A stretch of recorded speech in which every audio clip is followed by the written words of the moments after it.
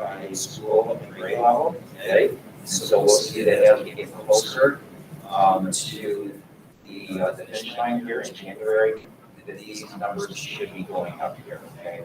These two are crossed off just because we're not using this one. Currently, we're not using this one in our engine media accounts. And I cross this one off because IS again is the teacher that trucking class for engine media.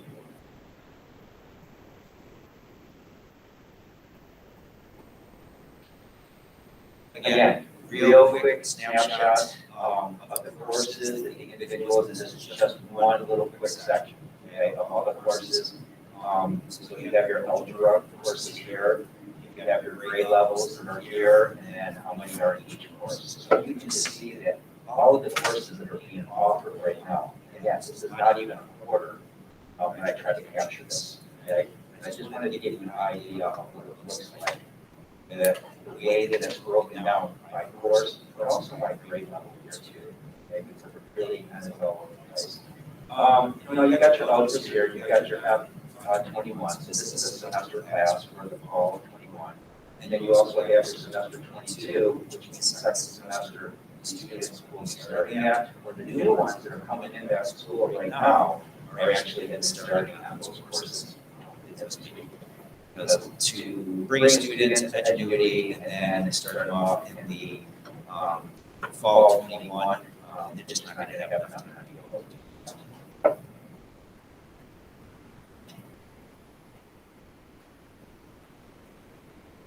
So again, just a real quick overview of the academy. We have so many things that are going on over there for all these different students. The picture on the right is the Edgenuity dashboard of what it looks like. It's used as a monitoring students. Those a lot of great reports. We can see how much time students are spending on each session. We can see their progress of how they are coming along in each one of the classes. And then there's a way for us to be able to communicate with them over here too.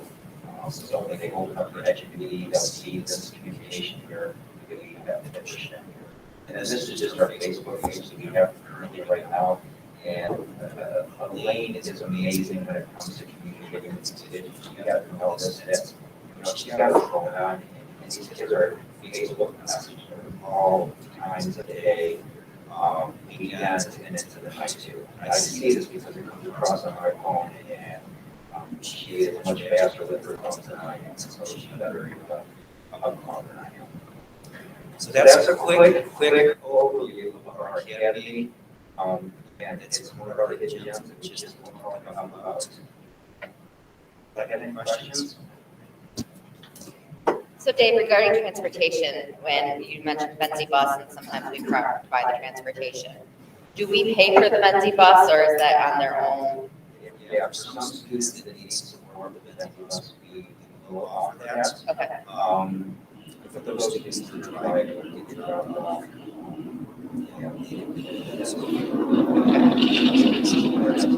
Perfect, thank you. How much time do you spend over? Do you have a kind of schedule that you go over and we recently just every Friday, myself and Emily have been going over there for set meetings, okay, talking about students, where they're at, how we help support them. So I'm trying to get over there at least once a week. Then of course we're going to have like a meeting over there. She's over there. We do a lot of messaging through Google that way, not on the phone. So that's about as much time as I spend over there. And I like seeing having a stuff up there and having support. Yeah, a long time. Is there some fluidity for, I know previously we had talked about students, having students being able to participate in sport, participate in band, participate in extracurricular stuff. If there are students who are, ready and able to maybe transfer, from that academy to just attending, is that there opportunity for that? Yeah, there is. Okay.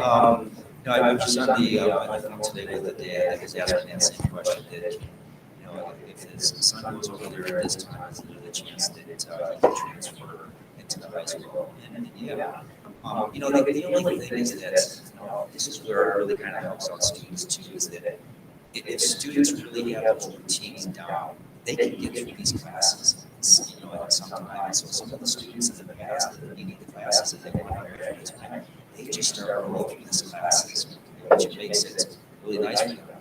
So we just need to make sure that, you know, prior to the students coming over here, that we do a credit audit to each of the students to see where they're at, and if they're going to have enough time to make those credits and whether you graduate on time. I don't think they will graduate. How does that affect the work? It's a nightmare.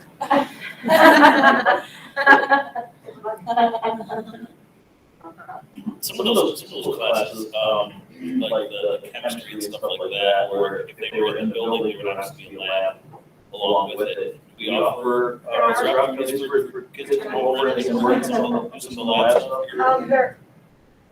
It's for the online. There are labs built in, a lot of it is online where it's virtual new things. Some of the labs, if they have to perform the labs, instead of having them go out and buy things, I have them research what the reactions would be if they did this and write the lab report that way. So I'm trying to make accommodations for them so they're not spending any money, but they're still getting the benefit from doing the lab itself. How are you doing? If it's not during out window, I'm not. Out window's a little hairy. It's fine. You'll notice that that is just so part of the ease on the courses. Like Dave said, that's only maybe a quarter of them. And keeping track of where kids are they working, are they doing what they're supposed to? And knowing that this is alternative, so sometimes it takes a year or more for it to kick in for this kid and say, okay, I want to finish. And I had one finish in November. It took him a year and a half for it to kick in. And September he said, I'm going to do it this year. And he finished in November.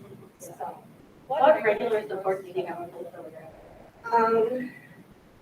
like they said, I have Ann Don that comes. I have Jamie from third level. Greg Sundell is new. We're just getting used to it. Nancy's there. I have Char Jesse that comes over about a lot of mill and Char. Dan is a shared asset right now, so when I see him. If I need help, they're there. So, like Dave says, if I need somebody, I call, I text. Usually his cell phone, I can get to him faster than through the phone system. So.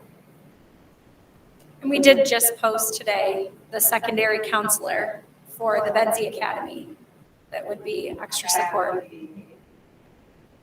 Absolutely. Be helpful. As my mind goes to a testing person, so I don't have to do it.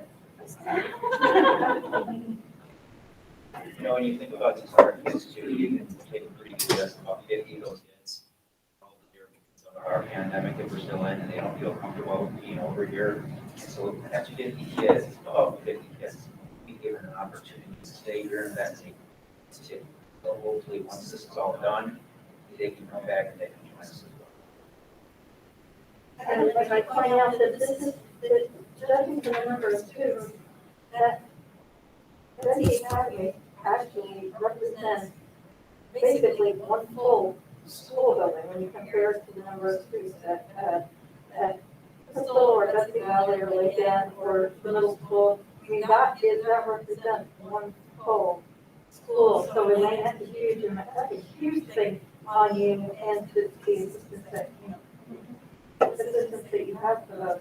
I know the last time I was there, which was pre-COVID and things were a lot different then, but there were some things that were on your wish list then in terms of the building itself and some things that we wanted back then, and they COVID it, of course. Kind of a, I never know what those were. Yeah, I mean, I'm wondering, are there still things that you need, physical things that you need? How many people are you getting on Friday? Do you have enough space to accommodate that number of people, that kind of thing? On Fridays, yes. Sometimes Wednesdays with Ann being there on Wednesdays, Jamie coming in on Wednesdays.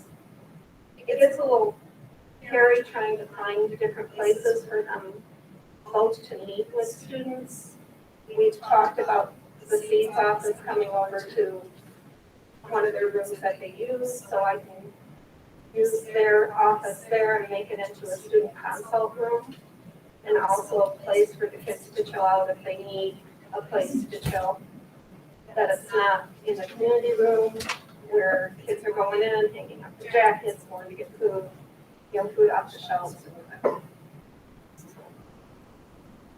The room needs to be upgraded though too, right? Yes, it does. Sometimes I'm thinking about dollars and you have updated. We have updated paint, we have updated chairs, updated tables, carpet, computers. All right. Never enough. Yeah, We have a sign at that building, besides a sign on the door. there's one out front. Is there one on the I never drive that. They usually park over to the side. So the sign is not actually on the building, but there's a sign, metal sign out front. Okay. I'll drive it. Be careful with Okay, Thank you. you're very welcome. Thank you. Thank you. Next, we have Eli. Does that include everything that you're talking about today? That concludes everything. All right. I'd like to thank you very much. I think you're kind of get overlooked a lot over there. I don't think you get nearly the appreciation that you deserve for taking that on. So, I can probably speak for the board that really appreciate what we've done and continue to do over there. And thank you. Mr. Harris, the fall sports update.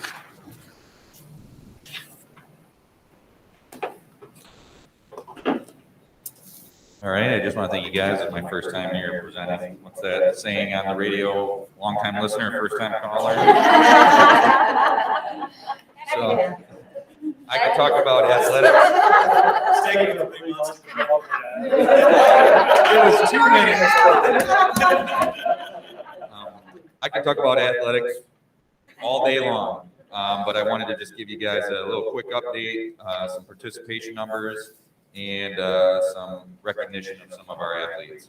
So on the chart, did you guys see that I did the old-fashioned way and printed it put in front of you? You can see that we had 105 total athletes in the fall. 41 of them played football, 24 cross-country runners, 13 soccer players, boys soccer, 20 volleyball players, and 6 cheerleaders. And cross country, the sport with both genders was split pretty evenly, 13 boys, 12 girls. So 67 boys participated in sports in the fall and 38 girls. When I printed this report, there were about 335 students. I would say we're probably 330 students enrolled in the high school.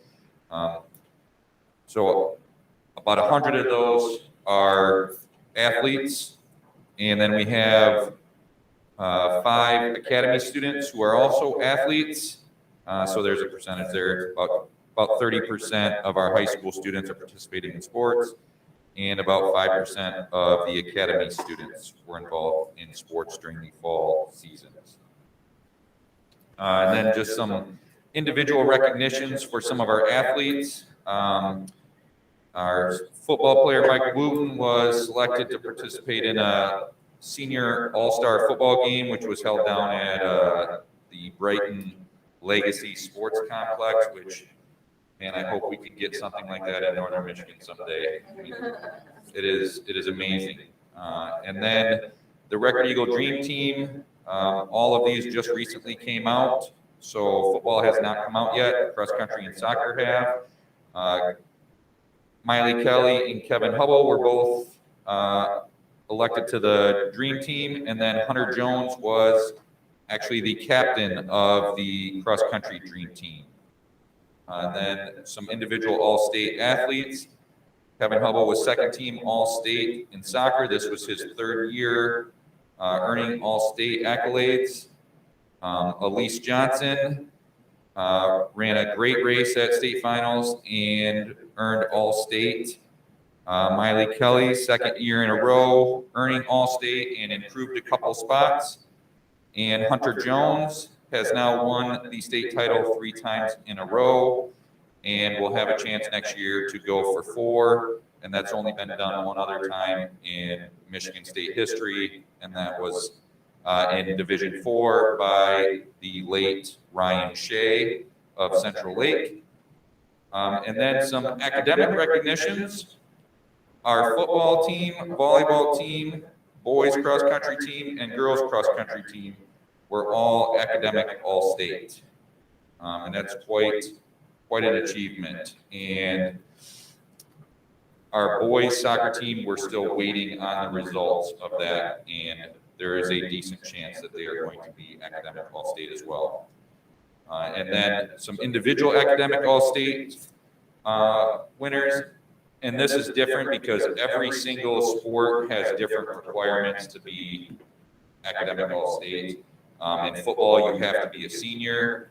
In cross country, you have to run at the state finals and have a 4.0, or you have to be top 30, which is all state, and have a 3.5 or better. So each sport has its own individual rules.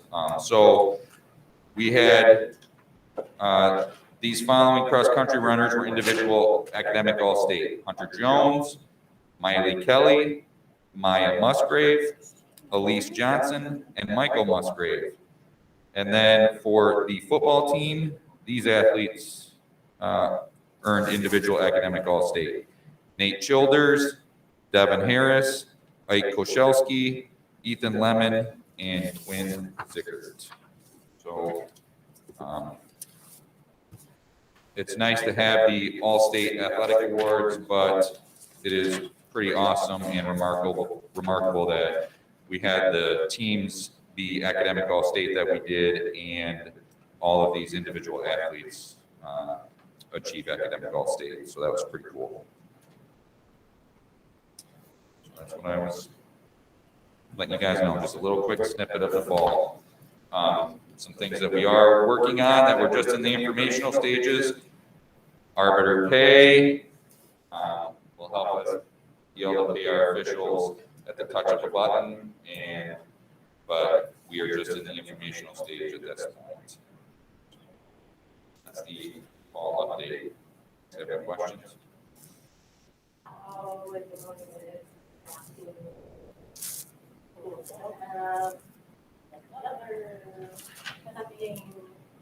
Okay, so that is a winter sport problem. However,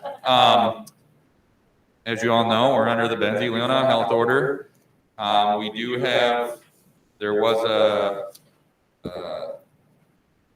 an update that allows us to test our athletes so that our athletes can remain unmasked while participating in practice and or games.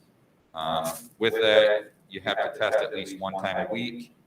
We currently test our athletes Monday mornings when they come into school. This week was our lowest number of tests. I believe we did 85. We averaged, from the time that we started this, so the first 5 weeks or 6 weeks that we tested, we were averaging 125 tests a week, mostly on Mondays. This morning we tested 85 total tests today, and had 0 positives, so it was good. We also do test the officials when they come in, as does anyone in the Benzie-Leona Health Department jurisdiction. And if they test in our school on Monday, just like our athletes, they are good to go to any of those schools and be unmasked while they're officiating games. When we go to some other places in our conference even, our girls basketball team went to Buckley on Thursday night, and they did not have to wear masks. No spectators had to wear masks. So same thing tomorrow night when we go to Ludington for the boys. I just received their information sheet today. They are strongly recommending masks for students on the bench and for spectators. However, it's not a requirement. When other schools come here, we are sending them information that states if they participate in a testing program, then their athletes can go unmasked while participating in the game. If they don't, then they must remain masked. Are you able to get enough time? As of right now, we are able to get enough tests. And then the AHHS. So we're getting them from the ISD. And then they just changed the system, so now we have to direct order and they'll direct ship to us. I have not made that order yet, but we'll see how that one goes. We're okay. Going back to the top here, just from my own peace of mind or whatever, the 30% of high school students participated in fall sport. How is that compared to like pre-COVID numbers? Are we seeing, I mean, obviously we're seeing a decline in kids because we're declining across the board, but percentage-wise of what we typically see on a normal, you know, do you have any information, like are we typically run a fall 40% participation, and you know, like what, I know it's probably something that's in the future, but like, seems low to me, and like what are our plans to have anything? Well, it seems low to me as well. I personally, since I was the athletic coordinator the last few years, and I've been, a coach here for almost 16 years. I know, I maintain. I would say that I normally, percentage-wise, I'm not certain if the percentage is actually, a really good data point. I feel like in the fall, over the last 15 years, we've probably definitely been higher. Pre-COVID, we were definitely higher. I would say that we probably usually run around 140 to 150 athletes in the fall. I would tell you that if I was to break that down 12th through 9th grade, you would see a really big issue in the 9th grade, especially amongst females. That class has a very low participation rate in athletics currently. It's been something that we've been tracking it for the last few years. It just, they haven't participated to the percentage that other grades have. We did remove pay to participate this year, in hopes that would also help. If not, get numbers up, keep numbers up. But I don't think that we have returned to, it's not even about thinking. I can look at this and say we have not returned to pre-COVID fall numbers yet. And preliminary numbers right now, I would say we're probably right around 100 athletes, maybe 120 athletes during the winter sports season as well. Is it also in the winter as big of a male to female?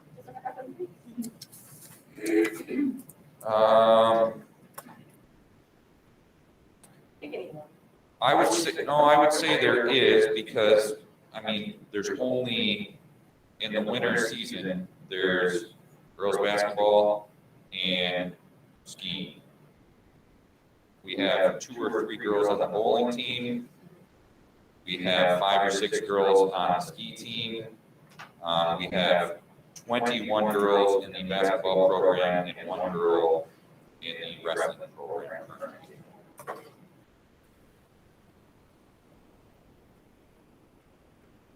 I do think that probably that number in the spring will be higher, and it would probably be reversed, because girls soccer, girls softball, girls track, in the spring will have a higher girl participation rate.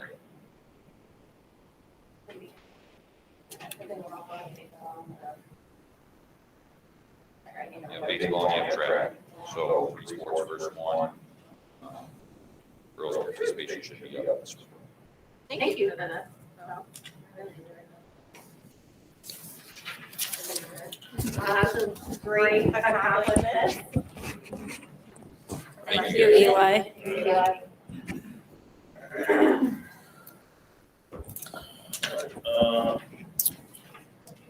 Sure.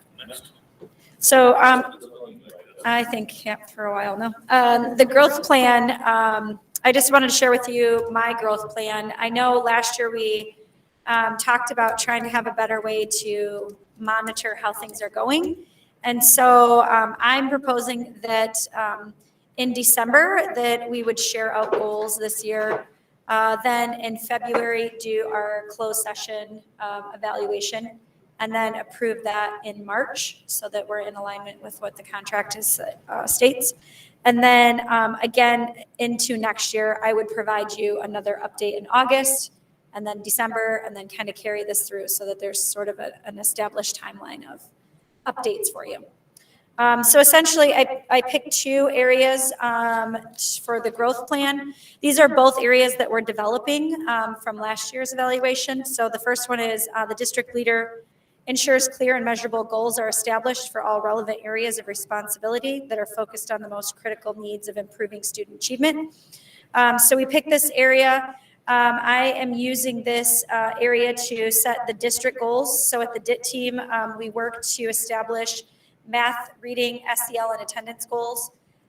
So the hope is that this would be a 3 to 5 year plan, and that we would be working to hit 80% proficiency in math and reading and social emotional learning competencies.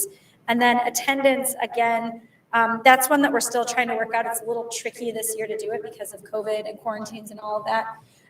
But I think we're going to land somewhere in looking at, we do a 5-day letter and a 10-day letter for truancy, and sort of looking at those thresholds and sort of setting a base and then trying to establish a growth goal from there. So that one might be a little harder to attain this year just because of all of the other factors that are going into it. But again, with that DIT team system that we set for the 80% threshold, then every individual building team sets an individual goal for how they're going to achieve that goal for math, reading, SEL, and attendance. And so many of the buildings chose, actually I think all of them chose a 10% increase from last year's proficiency scores to this year's end of the year proficiency scores. We also talked about in my plan here that reporting progress to the board. So setting our original goals, which were shared with you guys back in September, I believe, then giving you progress updates on the benchmark data. And I think you have that up. It's actually it's under the next item, so I guess let's wait till the next section. And then along with that, I also said that one of my goals would be to work with Rick and Cindy to work on planning all those agendas each week for our DIT meetings, but then also to work with them to create a MyKIP monitoring plan. And the MyKIP is where we establish our strategic plan for the district. And so I do have an example to share with you on that. And then the other goal that I had selected was the district leader ensures that district level programs, curricula, and other initiatives can be adequately addressed in the time available to the district and schools. And so part of the work that I'm doing with this is that I do weekly LFPs with all the building administrators. We do walkthroughs to calibrate, and then also to work on how to support teachers and admin growth with a focus on instructional techniques, formative assessment, differentiation, and curriculum planning. So those are the areas that we are working on. We are also, I brought in Terry Morgan to do 4 days of professional development this year to work on formative assessment and help us establish instructional rounds in all the buildings. To date, every building has done the first fall round of instructional rounds, and we will do that 2 more times this year. And then along with that, Terry is also meeting with the administrators. So he's been Zooming in with us. We've done 2 sessions to kind of calibrate and to learn together as an admin team. And then we're working on how to give feedback to support that best practice for teachers. And then the other area that I've been working on is every building will have weekly PLCs to discuss instruction, student growth, and best practices. And so all of the elementaries are able to do that at this point. We're still working on the secondary because they have a little bit different constraints that they're working under, but trying to establish a way, maybe starting with middle school first and doing sort of a softer rollout with that. And then they currently also do MES meetings and looking at how we might be able to make those a little more frequent so that they can have that opportunity to meet too. But of course, subs are always a factor, and there's a lot of other contributing factors to it, but it is something we're working on. Any questions about those 2 growth areas? And one of the other pieces along with that is that we were going to have a spot in this room so that every building can share out what's going on. And Crystal Lake is the only one that has something so far. There is a newspaper article up there about their community service project and the work that they did for Habitat for Humanity and the Festival of Trees program. So hopefully we'll be able to start adding to all of these boards and update on the data and benchmark data. So. All right. So the next one on here, I think, is the student growth data. Okay, so this is the fall assessment data. So it's our benchmark data using NWEA. And we've always used NWEA for K through 8, but this year we also added in secondary, so 9 through 12. K through 8 is based on the percent that would be projected proficient on the M-STEP. And that ranges between 60 to almost 70% the older grade that you get. And so this is currently stating that we had 51% of all of our students proficient in reading or projected proficient to be on M-STEP. So our K through 5 students, 51% will be proficient, and 48% are projected to be proficient in math on the spring M-STEP. And then it's just sort of broken down by, female 43% projected proficient in reading, 33 in math, male 41 and 44 in math. And then moving down into the 6th through 8th grade, our students in grades 6 through 8, 35% were projected proficient for reading and 31% for math. And we had 38% proficient projection for females and 23% in math, and then 32% for males and 39% for males in math. So 32 for reading, 39 for math. And then if you can go to the next page. This is our NWEA scores for 9th through 12th grade. And we have not done grades 9 through 12 for 5 or 7 years, Dave, is that right? It's been a long time. So their scores are a little bit different. Theirs is based on the 50th percentile, whereas the K-8 ones are between 60 and 70% because it's based on M-STEP proficiency. This one is based on college readiness. So basically, if you're hitting the 50th percentile, you are likely to be successful moving into college. So we had 59% of all students projected proficient in reading and 51% in math. Any questions about that?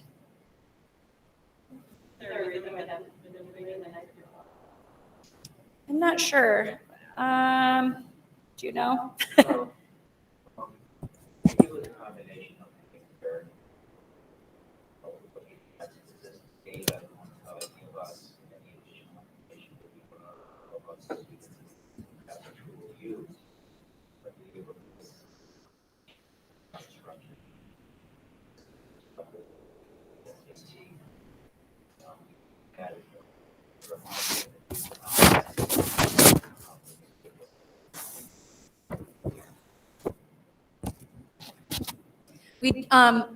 This data also translates into proficiency projection for PSAT. So we also use something called OTIS that will show that correlation as well. And it is something that can be helpful. Each student can have an individualized report that parents can see that drills down to the specific standard area that they're currently operating at, areas that they need to strengthen, and then areas that they're ready to go into next. Any other questions on that?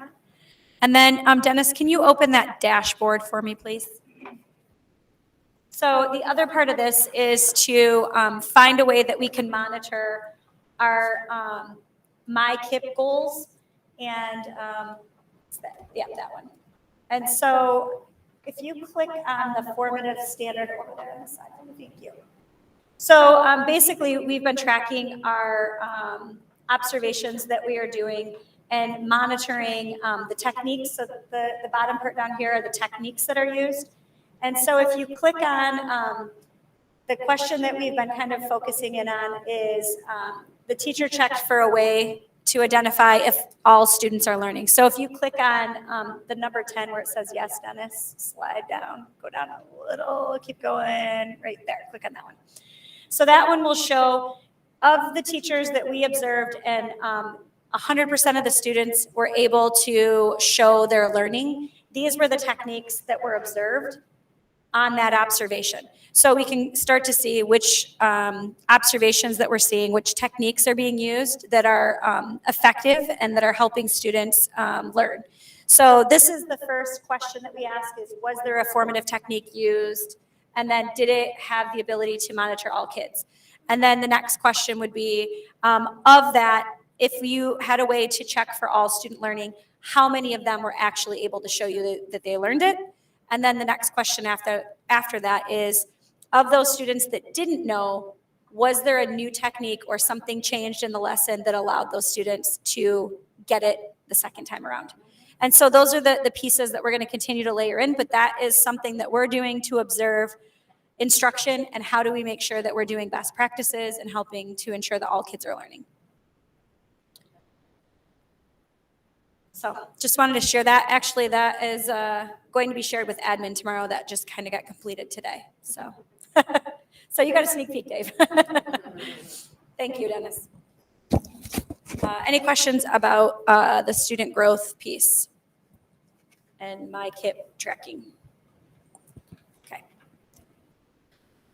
Okay, the next thing on here was the survey that we completed. I'm sorry, whoops, I skipped ahead. This is Parent Advisory Council. So we were able to have our first Parent Advisory Council meeting last week on December 7th. And we were able to have representatives from Betsy Valley, which Dina is one of them. Thanks for being part of that. Crystal Lake, the middle school, and the high school. And we weren't able to have a representative from Lake Ann, and I know we had a couple other people, our early childhood reps, were not able to attend. But we are planning to have each of these meetings on the third Tuesday of the month. So I think the next one is January 18th at 6 p.m. And the purpose of our group was to share what's happening in each building, collaborate on ways to improve the school and our community, provide input on the district's strategic plan, and then serve as a voice for other parents on that group. And so this past agenda consisted of sharing an update on our bond projects and making sure that we're sharing out any parent ideas, concerns related to their individual buildings. And then next time when we meet, the agenda will include Deputy Miller coming and talking about our emergency preparedness plans, and then we'll have a roundtable update from each of the buildings. And the plan is to keep that to 1 hour or less.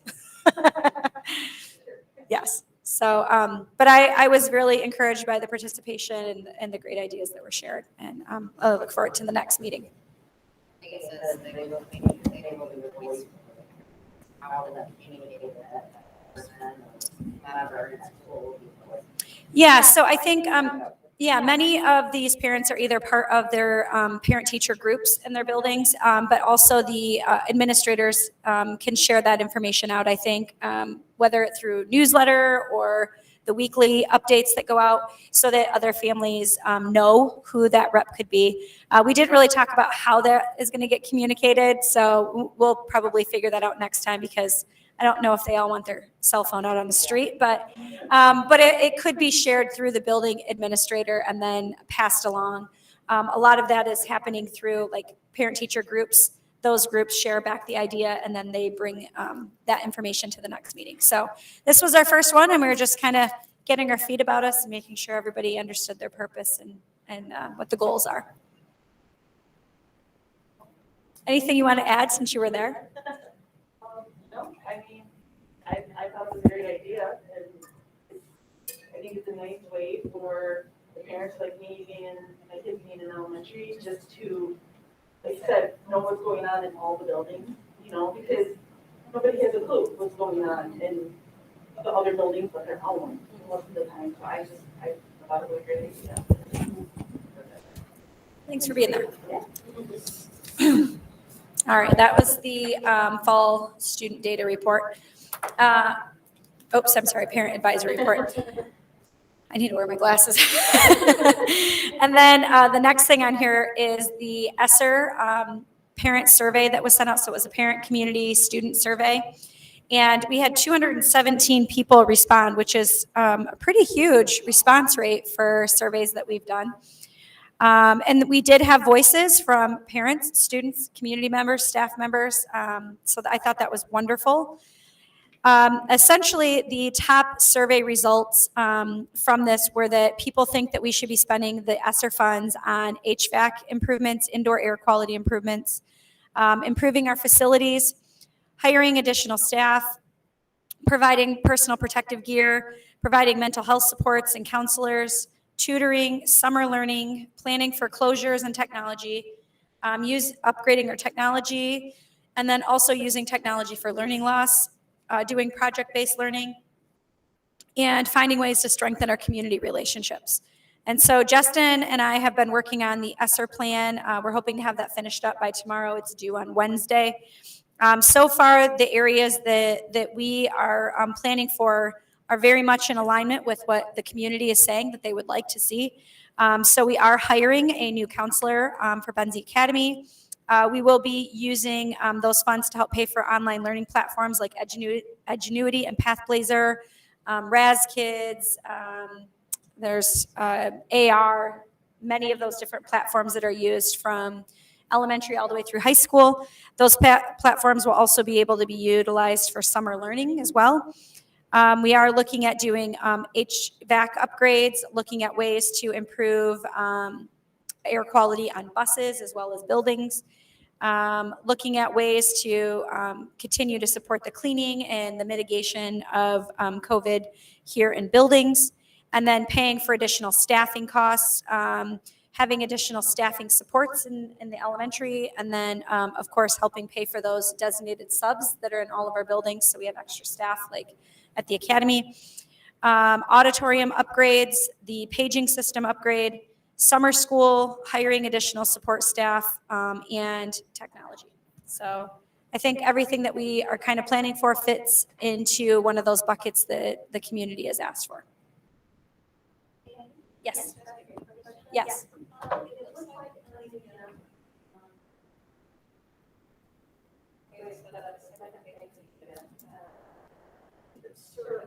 Uh-huh. Regarding academic impact, there's a real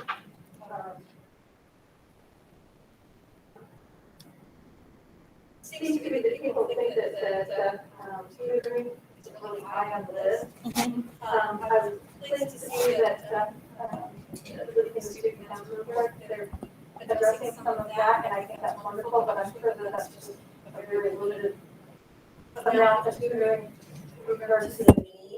Is there a way to address? Yeah, so one of the other things that I didn't mention specifically in here is that we do have foster grandparents in one of the buildings and looking at trying to expand that, as well as Kids Hope. So we do have a Kids Hope program that's set up for Betsy Valley. We do have a community tutoring program that's set up at Crystal Lake. and then trying to get the Kids Hope program that used to be at Lake Ann back up and running again. So we're looking at some of those options available. It is difficult to find people that want to do tutoring, and so that's why those designated subs, as well as hiring some additional support staff that can come in and help work in those classroom settings, is probably the angle that we're going to try to take, just because it's really hard to find people.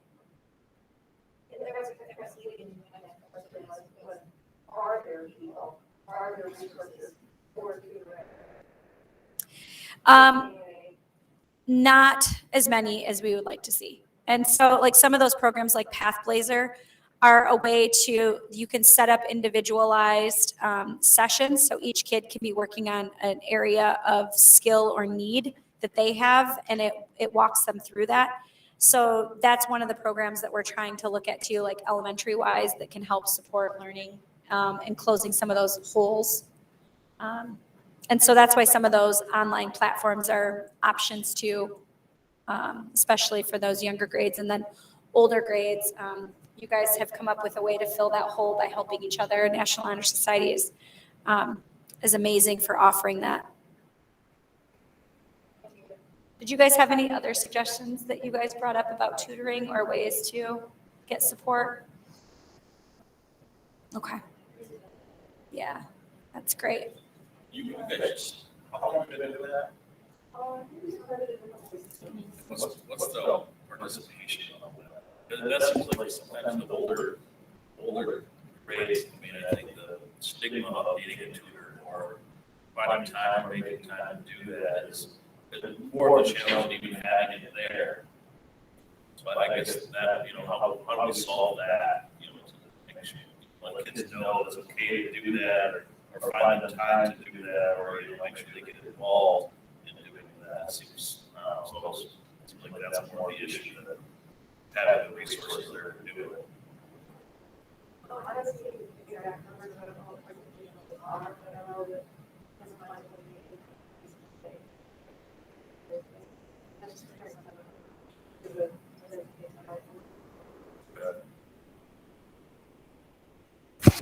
I think that was the number that I saw too. So pretty good for the first couple of weeks. And I do know several of the sports programs are doing some sort of designated study hour and support, which I think is great that they're keeping that student athlete part in there. So kudos to them. Yes, thank you, Maya.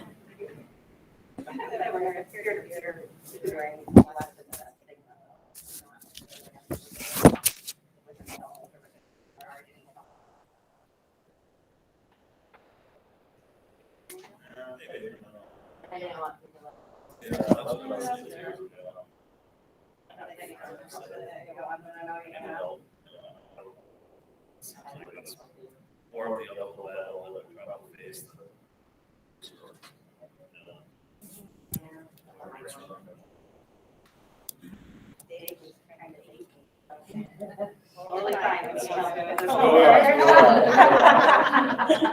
There's probably still somebody around.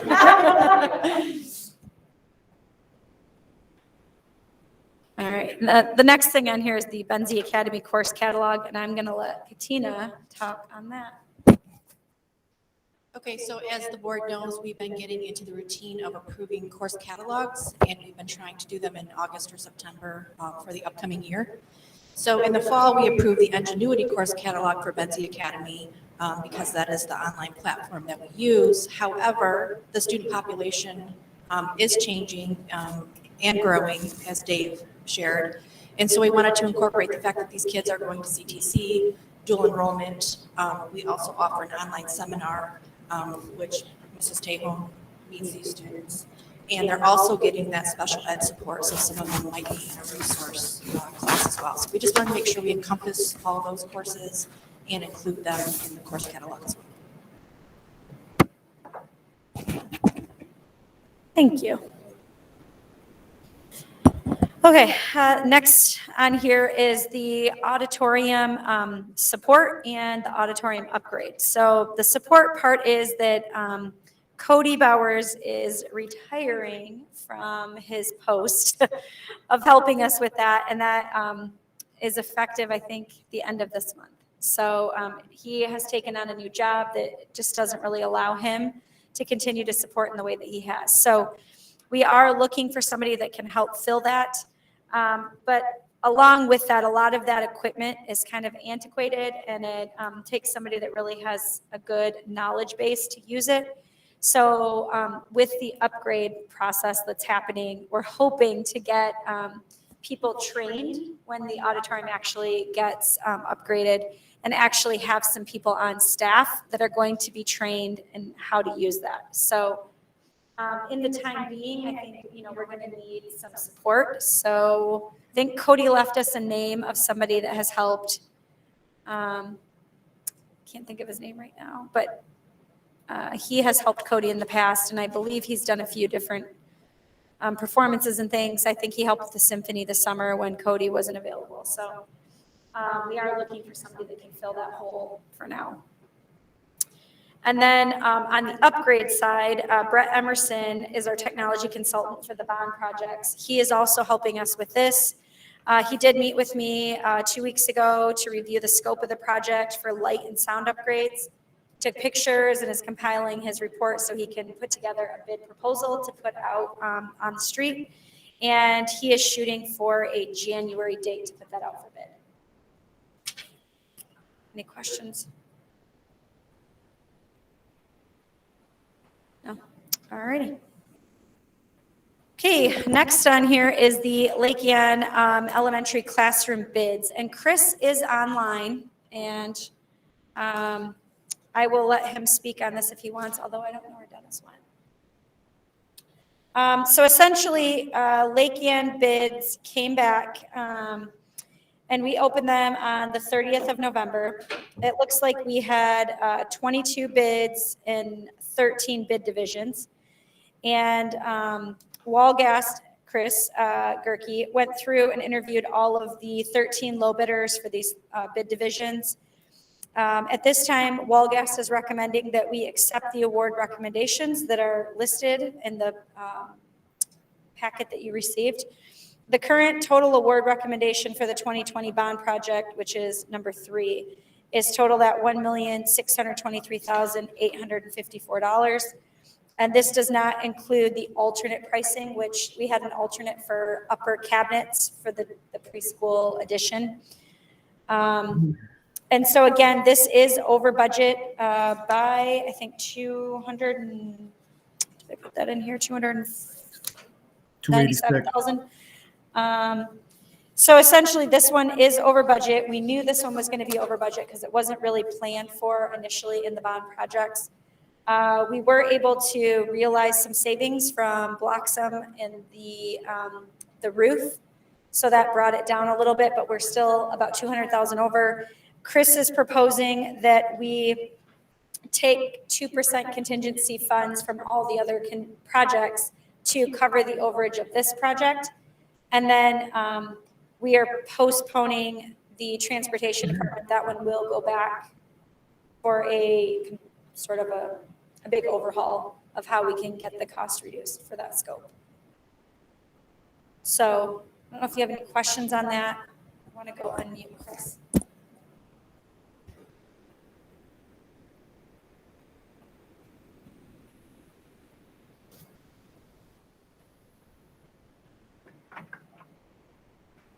Chris, are you unmuted? I am unmuted, yes. Oh, that's what's going on here. Where are you, Dennis? This is the one thing I need you. You know where he is? Can you hear me?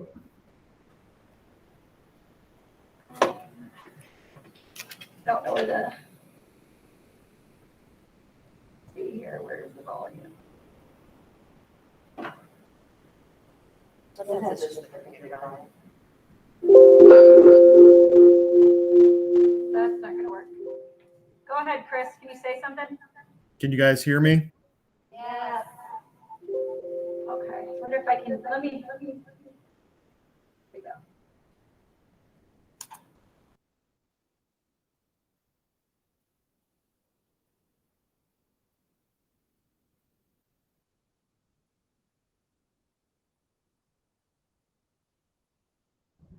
All right, Chris, go ahead and try that again.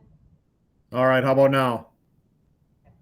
Okay, yep, we can hear you. Do you guys have any questions for Chris?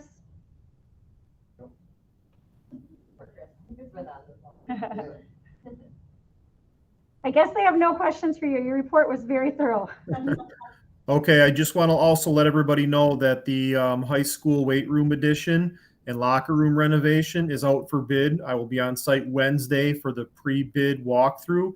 And the Betsy Valley remodeling project went out to bid today and will be due sometime in early to mid-January. So those two projects are out to bid. Thank you. All right, I'll get that on Sigma tomorrow. Yeah, crossing our fingers. Thank you, Chris. You guys are very welcome. Thank you all.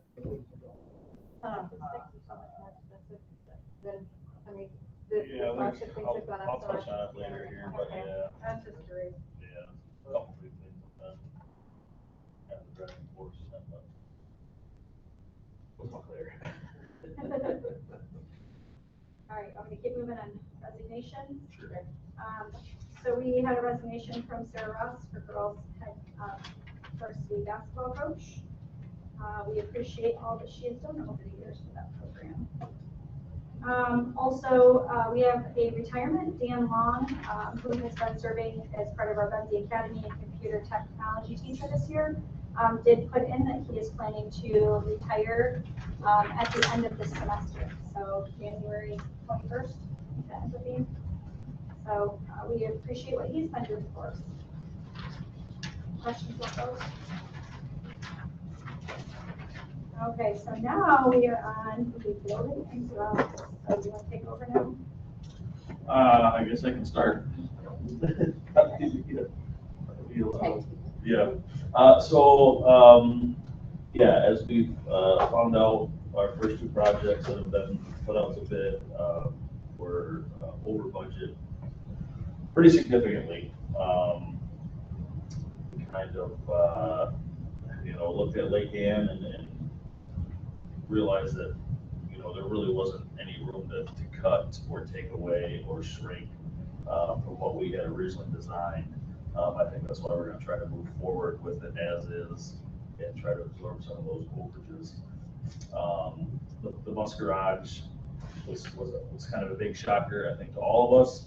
And we were brainstorming last Wednesday on different ways to maybe try to reduce the scope of the work and hopefully bring down the cost on that project. And we kind of let that simmer for a second, breather, and come back to that. But it also has, made us realize that moving forward, the odds are we're going to be, because the big thing is these are well, Lake Ann, the addition is kind of its own entity, and also the bus garage being brand new. These should have been probably a little bit easier to hit a target number for. New construction is always, you usually get closer on your bids with new construction than you would in a remodel. It's just the way being in residential stuff, new construction is always easier to execute. But the two big things that we were finding was the cost of steel has gone crazy, and site work has gone crazy. Diesel costs are obviously double, from what they were when we started this thing. Steel is, on my level, I'm seeing steel prices 60% more than what they were 2 years ago. So those have been the big things that have really killed us in this. So we have kind of gone back now. I think elementary school was supposed to be out for bid right now. We had the construction documents done. High school, middle school addition, stuff like that was out to bid. Is out to bid, but we did do some a little bit of cutting there. But we've circled back and started looking at every project and seeing now that we were already doing what we thought was bare bones. Now how can we cut more out and shrink the scope of the work down? Which is, the elementary school is the big one. It's the biggest project. So we kind of went almost room by room and what's absolutely needed and where can we, get by without, or maybe where can we add something down the road that we don't necessarily need up front. So that's unfortunately pushed the package to go out for bid probably back. We're hoping now maybe the end of January before that will actually be out for bid now, which we thought we'd have it out. It should be out right now. So what that's going to do for us, it's a strange building world out there right now, and no one really is certain. And Chris would probably say that it's all kind of up in the air right now. But I think we're looking at like every project is going to have to make some cuts somewhere along the line to try to get us back on track to be where we were or where we need to be. So I don't know, any questions on anything? Were there areas where we cut back on steel? What's that? Were there areas where we cut back?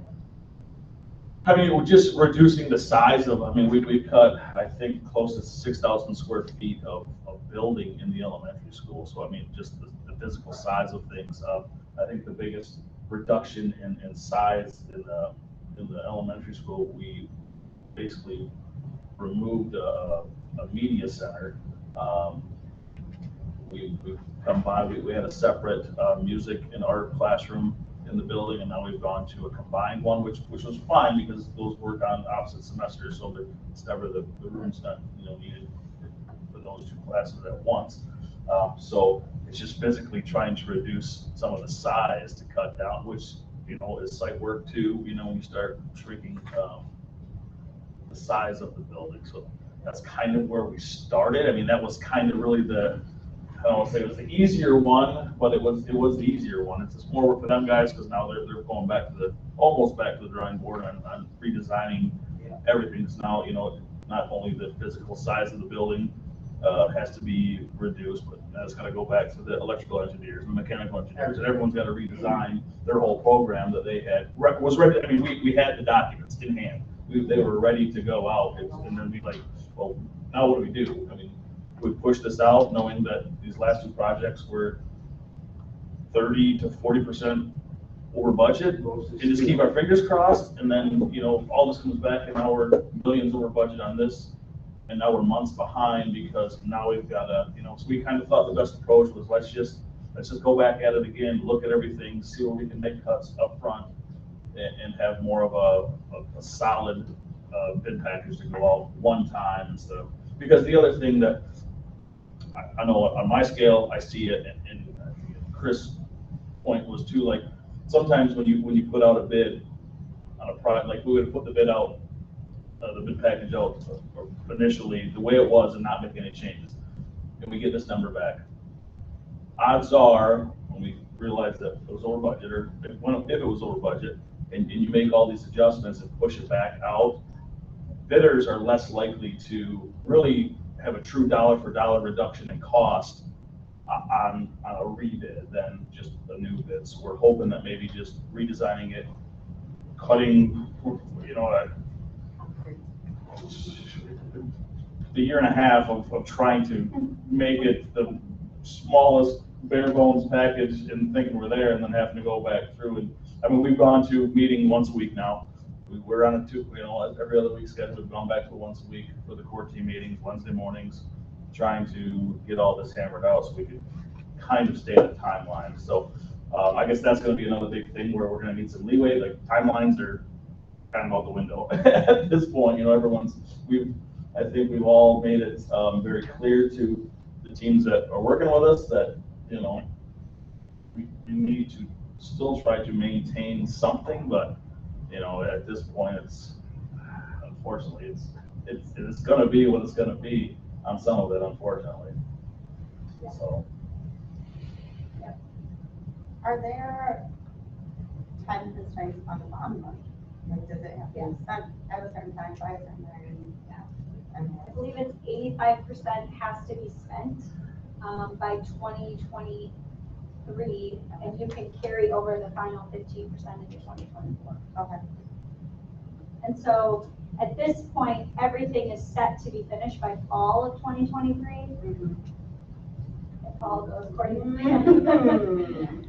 I So, think we're hoping that it's not gonna really affect projects dates too much, but, you know, I would assume that, you know, a lot of the bigger, construction companies are gonna be, I mean, they're bidding summer work right now, you know, so by the time we're, you know, a month goes by, like, what's that gonna look like? If they're already bid up, like, so hopefully we can still, you know, the actual construction phases of it will stay somewhat on a timeline, but And you say bare bones minimum, because of course, there's the wish dream list, and then there's the, you know, we have to. what we have to be able to legally open. Yeah, the right, doors. exactly. And that's kind of where it's at, is what legally do we need? I mean, we're literally calculating how much square footage you need for a child in the preschool room, because, I mean, that's where we were getting to, is like, we need X amount of, you know, square feet per child. And you know, so we're, instead of like, let's give the kids extra room, you know, instead of, what is it, 45 square feet a child, let's give them 60 to, you know, make it, and now we're like, oh, okay, now what do we actually physically have to open the door? That's So, kind of where we've got to. like, our newest elementary in our district obviously is like, you know, elementary. Where would that put us in comparison?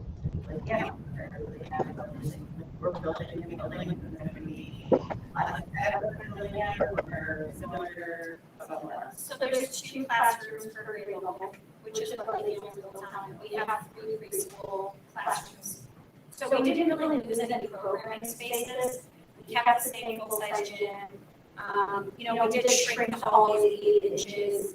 We were able to cut out, like, the media center was very large, probably this big. We ended up shrinking that down to a more realistic size.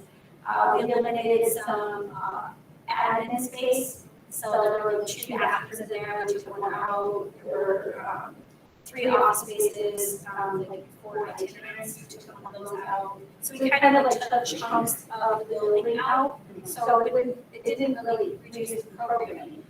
We had planned for like breakout spaces that were kind of like little breakout rooms. We ended up getting rid of those, and that reclaimed some square footage space, so the classrooms are all around 1,000 square feet, just under 1,000. Because once you're at 4,000, you have to have doors.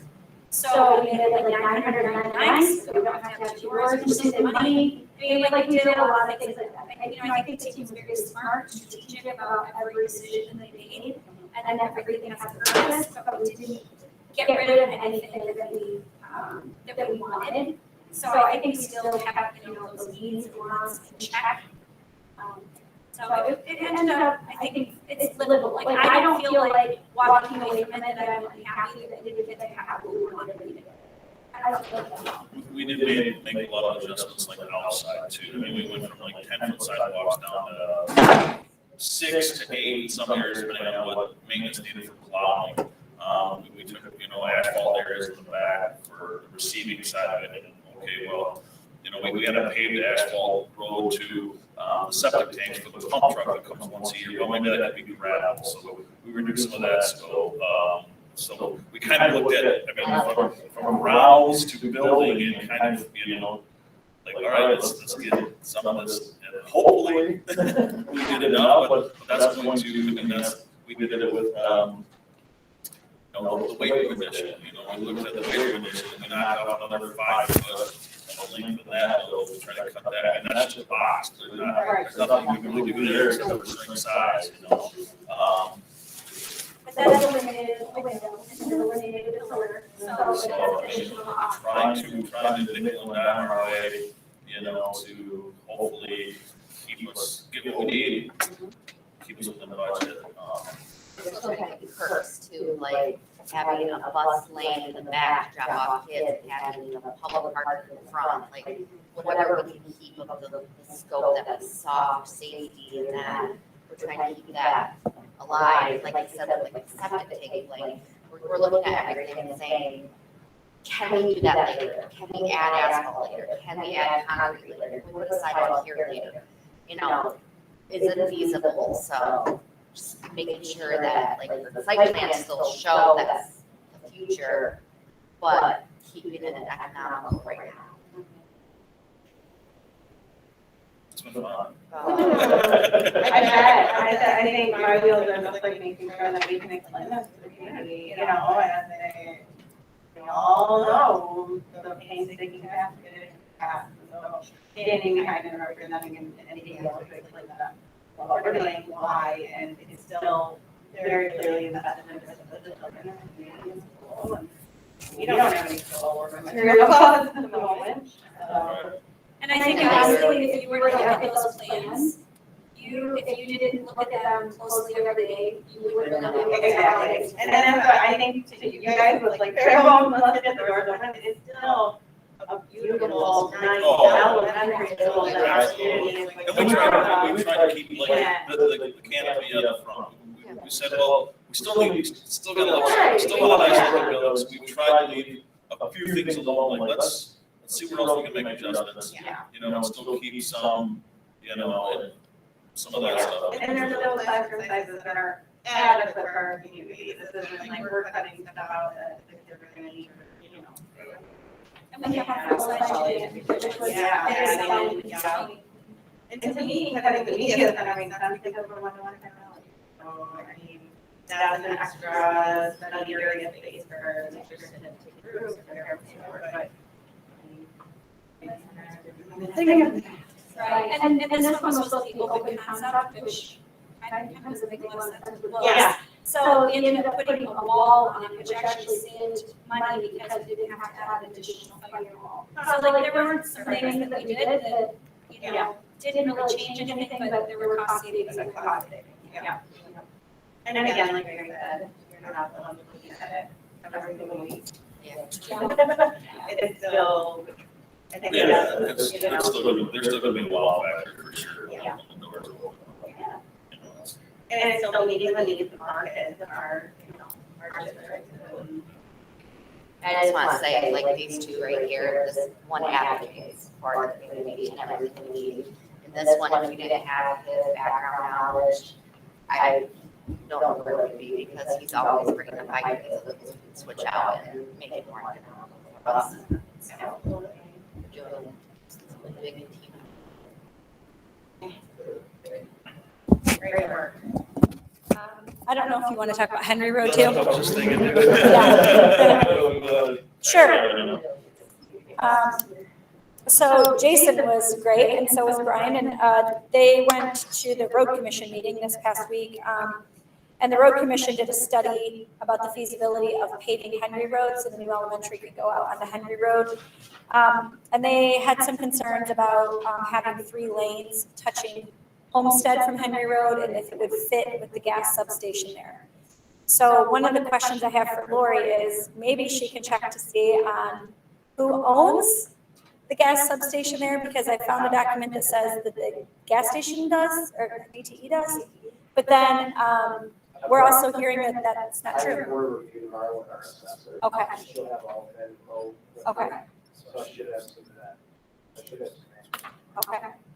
So at that meeting, though, they ended up proposing 2 solutions. One being moving Henry Road closer to the substation, or putting Henry Road on the school's property like we had originally talked about, but instead of crossing over just past the substation, crossing over at the approved DTE crossing that we've already got approved for the school's driveway.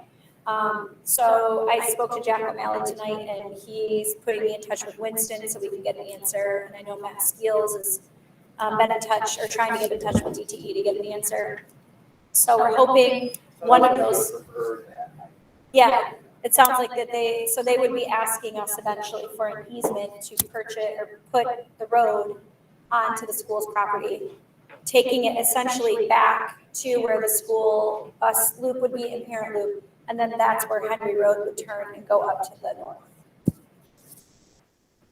So we're just waiting to make sure that DTE will approve that as a road crossing versus a driveway crossing. And then we'll report back to you. And I think it's pretty important. I mean, that's the first time I've been there. But from what I heard, the road commissioners sounded like they truly did want to work with the district. Which I think is very important because it's been kind of a rocky road up to this point. And I mean, really, so I would reach out to your road commissioners and thank them for really wanting to try to work with the district on this, because I think they very easily, this could have went a whole other way. But it does sound like they are willing to try to work, and which, if they can help with the cost of building that road, that's good, because that's another thing, that's another number that's just kind of in the air somewhere. It's like, what's that road really gonna cost if it's on our dime or if it's on the county's dime? And it sounds like they really want to try to help us. Be on their dime. They're getting this right here. Well, that's. So I would think that it's in the road commission's best interest to make everybody happy. You're going to make them happy. It would be very understandable if they wanted to make us happy with this too. And I think we're going to move Henry Road then to the east side of the existing DEC Yeah. building. Yeah, I think that's the preferred option. That would make the most sense. Which we had talked about putting the entrance to the drive there anyway, and then crossing back Henry Road past it, and then going north again. That was kind of the original thought process, because we knew we were tight on Henry Road with the Heinz's and the substation there, so we knew that was tight anyway. But then I didn't know why. We could cross DTs to put the gas line 3 times.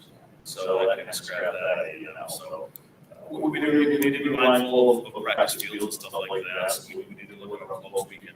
And that was one of the things that we were supposed to look at, was how close we can actually get to the easement with the road, and try to keep that road as far to the west as possible, to not give them practice space and practice fields. That separation between, there's gonna be kids out there, when high school kids out there, when elementary buses are going up, parents' buses are going up and down that road, so we still gotta make sure we maintain, distance there. I remember off the top of my head, is Henry currently 33 feet on each side of the center line? I believe so. I think that's what it is. And the gas line and the easement sort of overlap each other. And so I think that was why they wanted to get clarification. So it was great. I appreciate that, that we were able to work something out, and I appreciate Jason and Brian coming. And So reach out to them, get a hold of them, get a hold of Knowles, get a hold of, Ted. yeah, get a hold of them and, keep the pressure on, keep it at the forefront of their thought process, that recognize it, thank them, hope to keep this relationship moving forward, so we can get that over there. That's gonna be very important, let this, little momentum that we gain slip here with them, so. One more thing, we don't need to be over budget. No, and that would help cover the cost of Lakeland.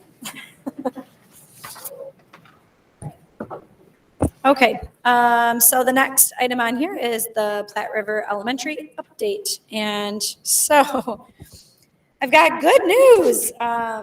So tonight we will be approving entering into a purchase agreement for Platte River. This would be doing the property transfer from us to the road commission. And when we make the motion, Troon has asked that we also make sure that you make the motion to authorize the superintendent to modify and execute closing documents, subject to legal review on the district's behalf. That way, tonight, you would approve the signing of entering into the purchase agreement, and then you would be authorizing me to continue on as the signature at closing. And that would probably be about 30 days from tonight's date. They would have 30 days. I don't know at this point. Our attorney, Kirk Harold, said that they may end up just coming and doing it at my office. So I'm not sure if he would be coming or if they're going to be having their attorney, who I think is Tom Greer. So I'm not sure yet. Any questions about that?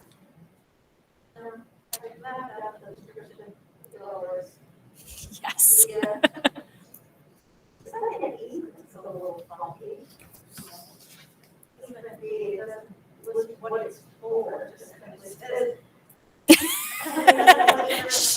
Lori, don't look too close.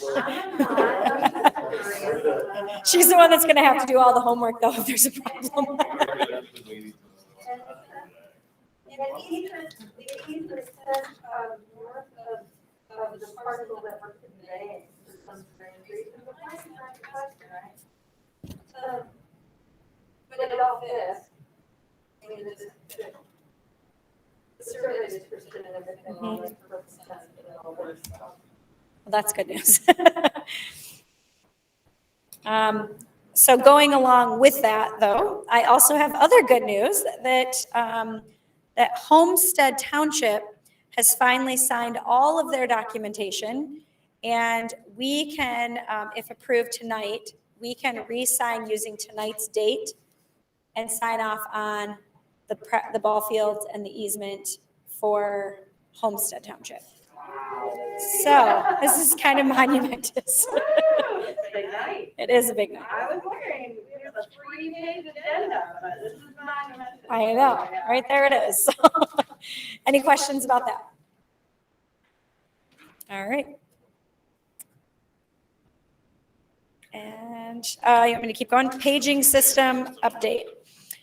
So Brett Emerson and Dave Wintergren, I think is his last name. They met with me and Bernie and Dennis last week to kick off the paging upgrade. Each building administrator has reviewed the zones that are laid out for cabling, and they've approved their plans. So the work is scheduled to begin next week, starting second shift, I believe, is what they're going to do. And I think the plan was to start at Betsy Valley because it's the smallest, to make sure that everything is going well. They can try to knock that out, hopefully, before Christmas break. And then I think at Christmas break, they are going to transition up here to this campus. The plan is to have all of this project complete by the end of February. And the system will have the ability to do an all page, so every building could be called at the same time. And each building administrator will be able to set up individual zones within their building that they can call to. But it also has an outdoor option too. So if you're outside, you should be able to hear as well. And I know this has been much needed for a while, so.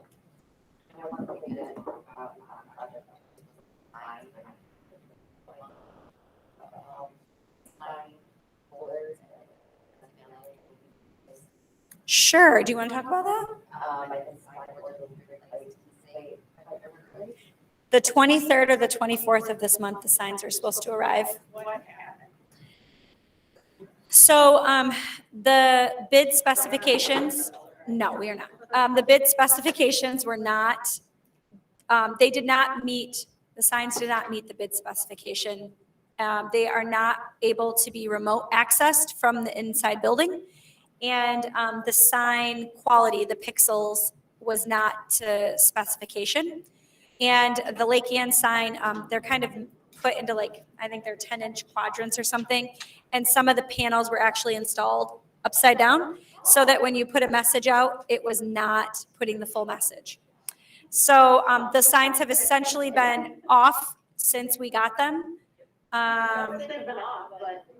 Yes. And actually they were made to be turned off because the product that they used did not come with a little UL code on them that you have to have. So when the state inspector came, they had to shut them off because it was not to code. The product was not from the United States. So they are now replacing them with, what's it called? It starts with an M. Do you remember, Dennis? Anyway, they're signs that are actually used around the state. So they're the number one spec one. So they finally gave us the appropriate signs. So they're set to arrive just in time for Christmas. Yes, if you're still on, Chris, you rock. I mean, we're not actually in possession of signs yet, so I guess I won't hold my breath yet, but it's coming. Right. That was it. All right, thanks. From policy committee, want to go over the policy? I think we went through them last meeting. No, we did it actually the night before. Oh. The last one was in discussion. They should have those house.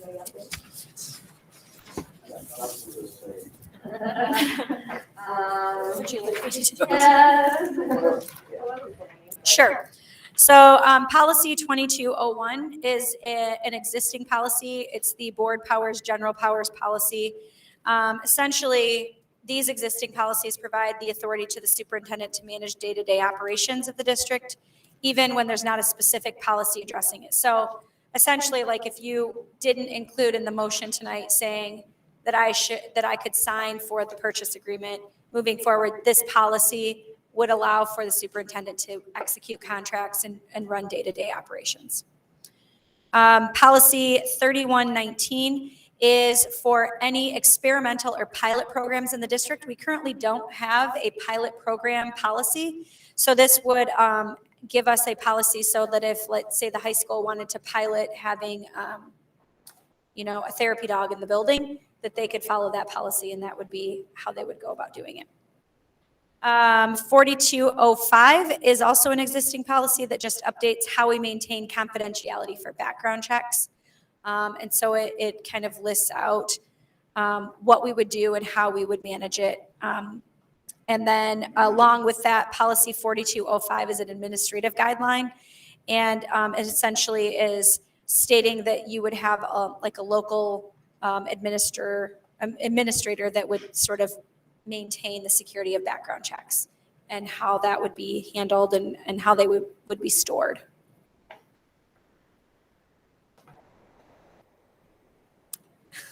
Any questions about those policies?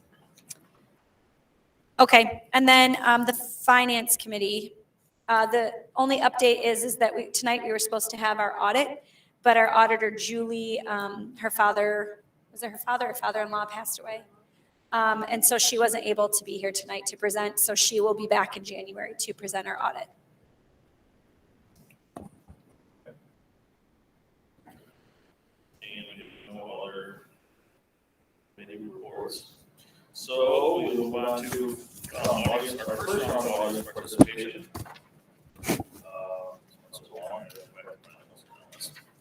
The board will invite your comments and concerns twice during tonight's meeting. First, you may address items on tonight's agenda. A second opportunity to speak will occur later when you may address any issue that was the board's usual practice to listen without immediate comment. Your concerns are noted, and you may request follow-up to address the board. Please approach the lectern and give your name and address. Please limit your comments to 3 minutes. Anything on agenda items? Okay. We will move on to discussion topics. Return to Bensy plan. We have an update on contact tracing guidelines. We do. So MDHHS put out new guidelines, and the Benzie Leelanau Health Department did a slight variation on that. And so the biggest change would be that if you are exposed to somebody that was COVID positive in the school setting, and both of you are masked, that you would be able to continue to stay in school. So that has already been happening. The new change really impacts those if they're unmasked. So let's say in the lunchroom, if you're seated at a table, you're within 3 feet, you're unmasked for more than 15 minutes, that would, in the past, would have put you out for the 10 days. So that's still an option. So if you are close contact, you're out for 10 days. Or you can be out, but test on day 6 or 7. And if you're negative with no symptoms, you can return to school on day 8. The new change is now that you could come to school and test every day. So if you, as long as you don't have any symptoms, you could come into the office first thing in the morning and test, wait your 15 minutes. If you're negative, you get to go to class. If you're positive, obviously, then you would start your own isolation period. But if you're negative, you can continue to go to school. So that is the big change, that they're now no longer telling kids that they have to stay out of school. You do have the option to test and be able to stay in school. If you approve it tonight, it would be tomorrow. So basically anything over that. So again, like if you're masked and you're within 3 feet, all we do is right now we call home and tell your parent that your child was a close contact, please monitor for symptoms, they can continue to come to school. So that would not change. Buildings that are unmasked, so Betsy Valley, that is an unmasked building, would continue to follow that if you're within the 6 feet and you're not masked, that you would go out, or now they would have the option to come and test. So let's say at Betsy Valley that there's a student that's unmasked, they're within 6 feet, they would now get to come to school and test daily so they can stay in school. And I know that there are some students that have had many quarantines that probably would have preferred the option to test daily and not miss several weeks of school, 8 weeks of school. I don't know if they would prefer to be tested daily, but their parents would prefer that they're not. Yeah.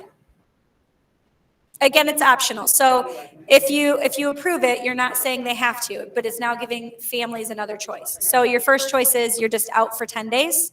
The second choice is you're out and you can test on day 6 or 7 and come back on day 8 if you're negative, or now you have the option to test daily and come in every day. I'm only curious to see the data of how masks can people are preparing. How are we doing? Well, the data that was shared shows that we're not doing, with the non-mask, we're not doing, but our district has. Our district data is not matched with people. Although the state, the data or the data that they're using to cite the study did come from Arizona, and it was I think 2 or 3 week period in August. So it was not actually from Michigan, but I know that they've been collecting their own data. Our data set does prove that Betsy Valley is an anomaly, according to the health department, and they think that families that are non-maskers are resistant to testing and potentially resistant to going in and getting checked. I don't think that that's the case. I know that we do have, I think, 8 students at Betsy Valley that test weekly that are part of the girls' basketball program, which is, I think, the most of any of the elementary buildings that are testing. And I know Eli shared our testing data here. So I think that is helping with Benzie's rate because it has been going down. We have more tests being put into that. But again, I mean, that's one small school data set. So. I just know that we're still learning, you know what I mean? The numbers and everything. The demographics are similar, and from Google search to our website, so like it shows that there's a lot of drastic difference.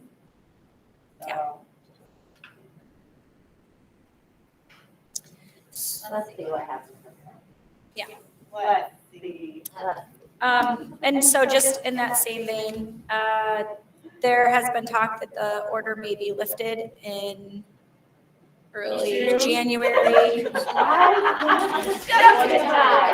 I'm just sharing because I think the policy committee should probably consider getting back together in case that happens and identify if there's any, because they're going to want to know what our thresholds will be for. So I was okay. Okay, next. What happened when you did that last time? I'm sorry. We're not going to release our threshold, so you can just say no. So I'm just the messenger? I know. The area security.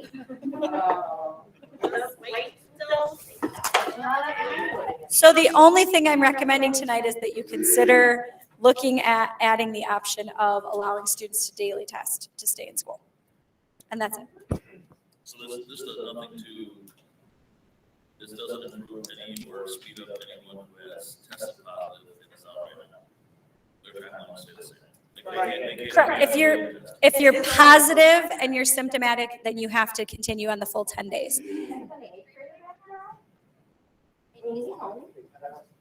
If, what day is this for him? Oh, I'm sorry, I don't mean to. What do you can go back on day 8 then. so he could test. tomorrow. And if he's negative, then he could return tomorrow. If you approve this. You haven't voted yet. Let's get to that. Moving on. Action topics. We have one administrative appointment. That's Barry Kreiner, the Assistant Director of Operations. That will, if you approve it, will be effective January 24th, 2022. Can I get a motion? Any discussion? See none, all in favor say aye. Aye. Opposed? Approval of the DEC Academy 6 through 12 course catalog. It's been updated to accommodate the growing student population. Can I get a motion? Any discussion? I would just like to add a personal note, how much I appreciate Elaine and her retention of creating learning and those groups, because it is a huge chunk of our population. And, over the years, it's been kind of maybe slightly more forgotten, a big population, and that's really what state what they're doing, and I appreciate David and an update. Because I've heard that in that program. Yeah. Talk about threshold, maybe that's something we need to look at as far as what that looks like, if it keeps growing. I think where our thresholds are for another administrator or another person full-time. But anyway, back to our action topic. Any other further discussion? See none, all in favor say aye. Aye. Opposed?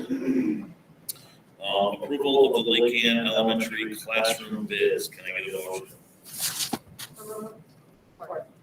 Any discussion? See none, all in favor say aye. Aye. Opposed? Approval to, do I need to make this?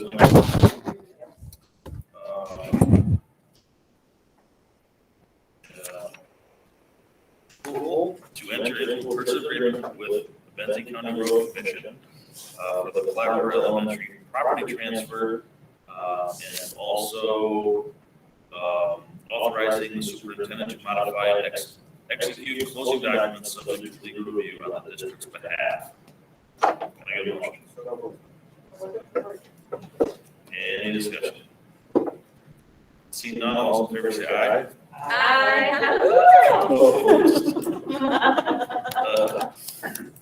Approval of the return to Benzie plan with updated contact tracing guidelines. Can I get a motion? Support. Thank you. Any discussion?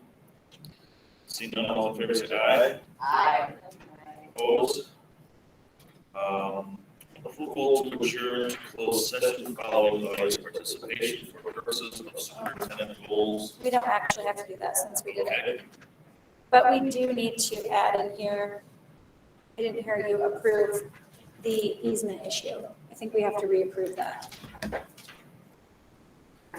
Yeah, no, this is for the ball field easement, yes. I know we've already signed off, but our attorney suggested that we do it tonight so that all dates that are on here match as one date set. Because we approved it back in, I don't know, September, and then we approved it another time, but everything was all piecemealed, so they had suggested that now that they've signed off on everything, that we approve it again tonight and sign everything with tonight's dates. This is what the township. Correct. Correct. This is the township. So we need to, strike F. And I need a motion to amend the agenda to add G for the township easement. Correct. Make a motion to strike out from our agenda this meeting and add a letter G to add the township easement. Okay. Sure. Thank you. Support? Support. Thank you. Any discussion? See none, all in favor say aye. Aye. Opposed? Okay, so G, can I get a motion to approve the updated Homestead Township easement. Any discussion? See none, all in favor, say aye. Opposed?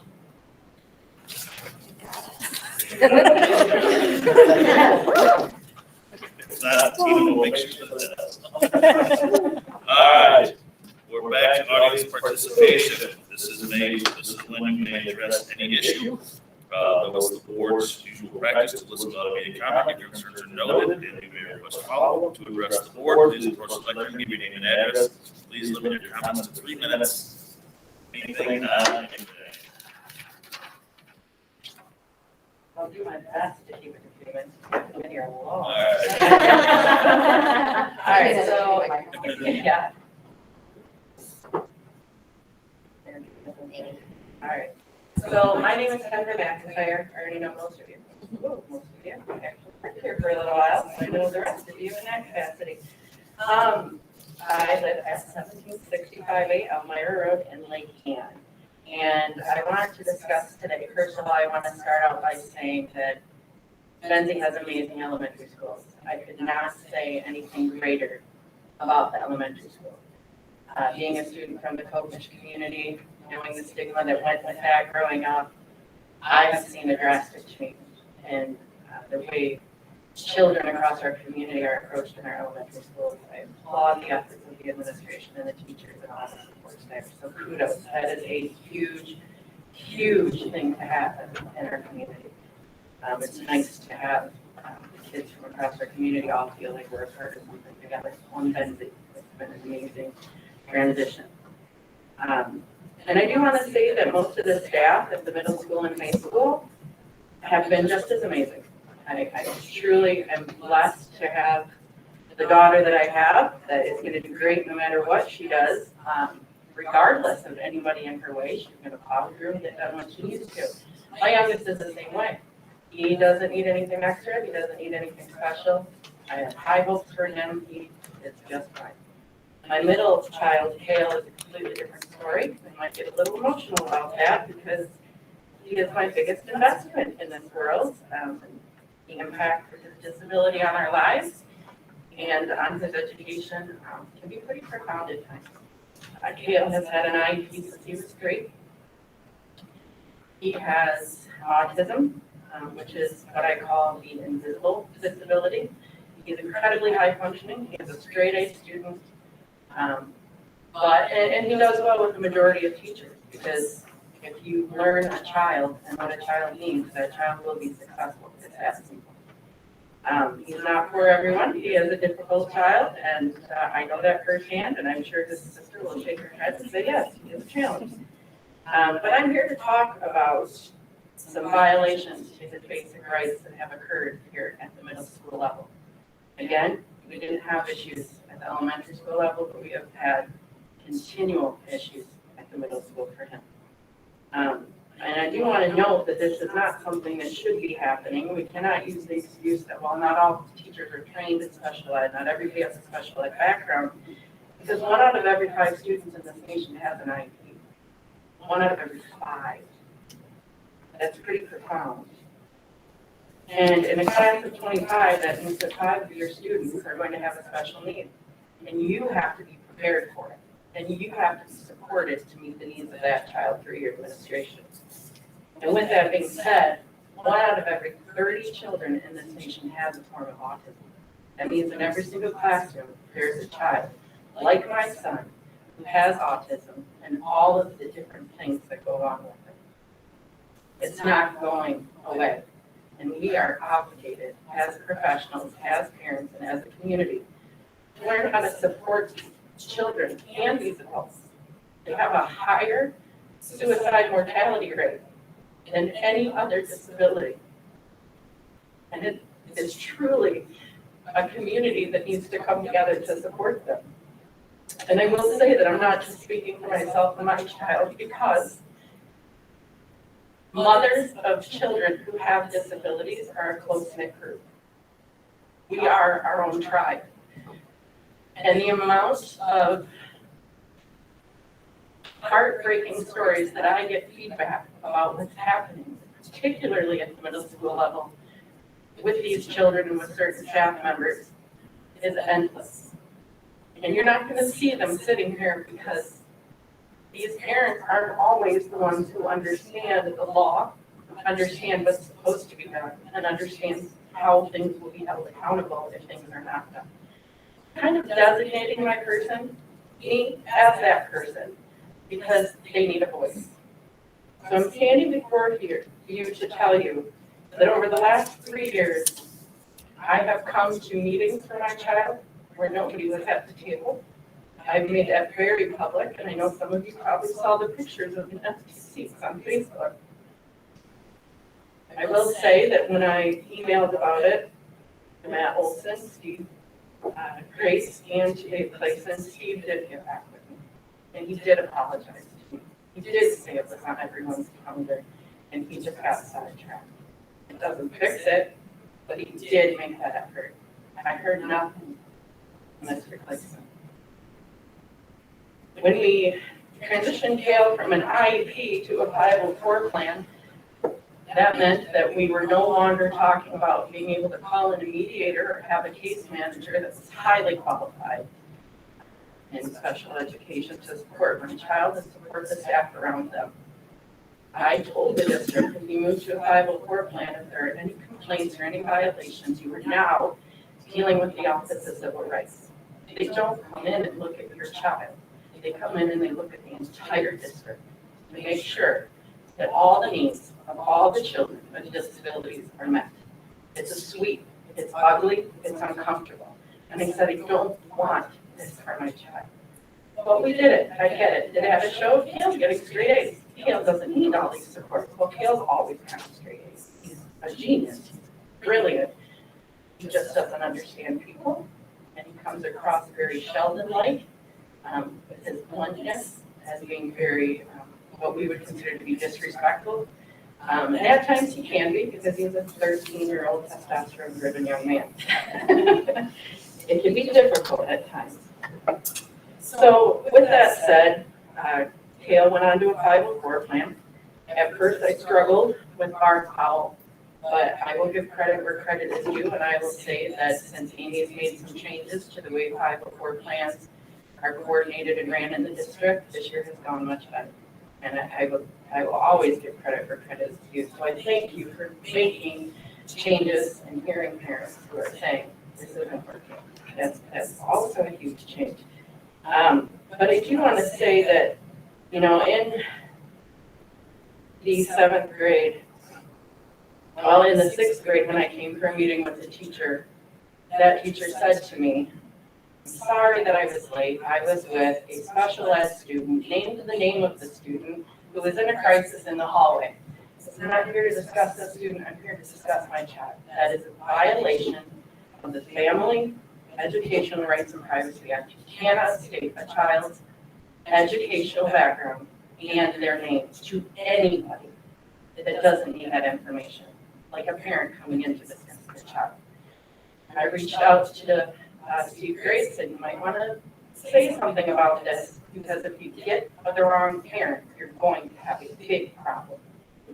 So my son, that same year, was assaulted at a football game. He was asked by some older students to prove that he was a boy and show them his penis after he had food and beverages poured all over him. I emailed Matt Olson, Dave Clayson, Steve Grace. Matt says, I have all the confidence in the world that my admin team will take care of it. 3 weeks go by, no thing. I finally get Steve on the phone. He said, I don't know who it was. Gail said nobody ever talked. There was zero follow through. Again, no feedback from Dave Clayson. 7th grade comes around, and a teacher, who I also say has made a huge difference. He learned my child, we got things figured out, it was fine. But he said to my child in front of his entire class that just because you have a 504 plan doesn't mean that you can be disrespectful. He admitted that he said this. That also is a violation of his right to privacy. He humiliated my son for his peers to know that he has a disability. I met with Dave and with Barb to discuss this. Dave was a good advocate for this teacher, saying what a nice guy he was and how he felt really bad about what he did. I wish that he would advocate for my child the way that he advocated for this staff. Because we're not here to build relationships with staff that will come and go. We're here to build it's not that it's not important, but these kids are why all of us are here. It's not to be friends.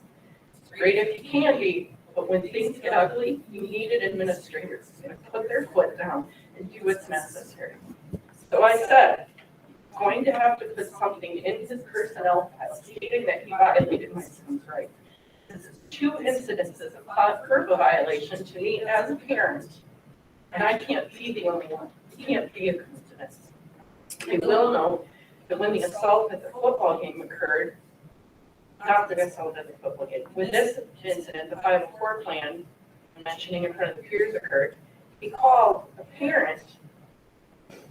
They gave that, because that parent had a child who witnessed it, gave that parent my son's name as well, which is also not allowed. This is basic common knowledge. This is not something that you take a special class for. This is serious. We don't share this information.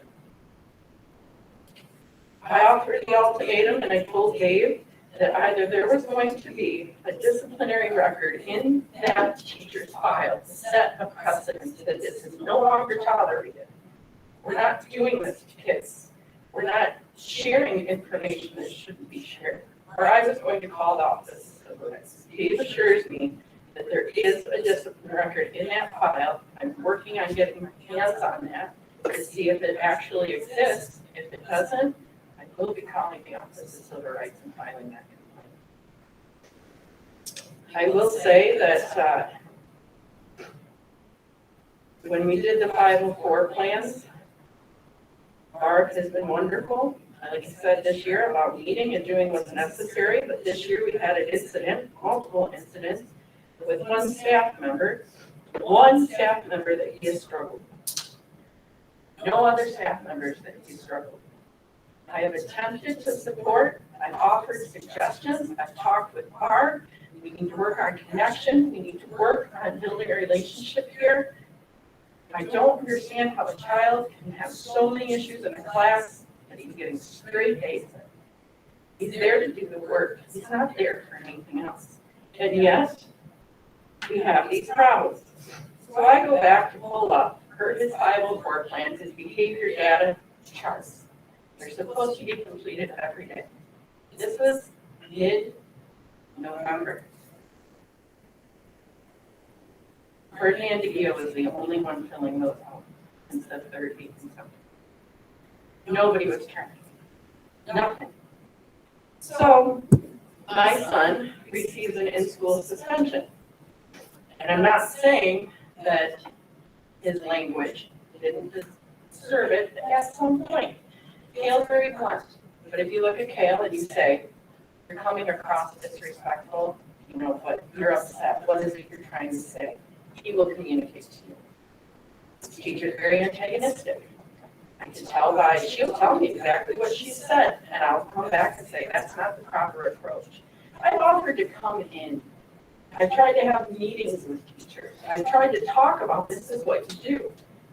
I will tell you that Kale received an in-school suspension without any documentation of his accommodations for his 504 plan being implemented to avoid such escalation and with the teacher who intentionally antagonizes the situation because they truly think she wants him kicked out. Kale has organizational supports offered on his 504 plan, often seen with children with autism and ADHD. DeGia, God bless him, I love that man. Kale forgets his textbook. He said, go get your textbook, Kale. You leave it in my classroom. That way we don't have to worry about forgetting it. That's exactly what he needs. He forgets it in this other teacher's class. It's a 30 weeks worth of detention for forgetting a textbook. That's the policy if you're tardy. Never mind Your 504 plan says that you can make organizational supports in your classroom to support a child who has attention issues and is successful. He also is allowed to take breaks. He's also allowed to have different seating arrangements if needed. When he escalates, there's a very specific way to speak with him. These are basic supports. We'll have these children in every classroom. None of those things were offered to him before he was given an in-school suspension. Records show that he received that in-school suspension for behavior on a Wednesday. He served it on a Monday. In the office, nobody told him why he was there. And there was no type of restorative practice. This is why you're here. What can we do differently? So he sat there not knowing. I got home, I said, I want to talk to you. He goes, do you know why I was in the office? What did I do? And it hits me, completely ineffective. So what I want to tell you is that I emailed Dave about this because the teacher had emailed me this huge narrative of what had happened. And I said, you know what, Dave? Get him out of her class because nothing is working at this point. I don't know that she's getting the supports necessary to help her with this, and she's clearly not taking my suggestions, and she's not following the 504 plan. Or give her the supports necessary. Those are your two options. No response I got? Nothing. No phone call, no email. Barb let me know that he was going to call or email, and I never received anything. So I just want to let you know that the Americans with Disability Act ensures access for people with disabilities to all of the same public entities as people without disabilities. My son with a disability was isolated and secluded from his peers because of behaviors related to his disability, with no accommodations offered to him from his 504 plan, which is a legal document that the Office of Civil Rights does regulate. I reported that to the Office of Civil Rights 2 weeks. They will likely be here to investigate. If the disciplinary referral for the staff member who violated his rights is not in that file, and the district can't prove it to me, I will be filing a second complaint. If things don't change, then I will encourage my tribal members who are part of this Moms with Children with Disability advocacy group within this community, and there are a lot of us, to file their complaints as well. I am tired of not being heard, and I am tired of the excuses for why the appropriate things are not happening. The nation is judged by how it treats its most vulnerable citizens. And that's exactly how Benton Central Schools and all schools should be judged, based on how they treat their most vulnerable students. And what's happened to my child is completely unacceptable, and I'm not staying quiet anymore. I'm done. Thank you.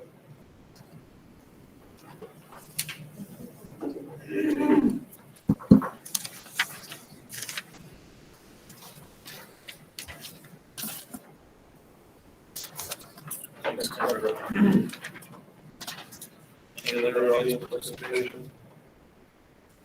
Okay, we'll move on to board communication.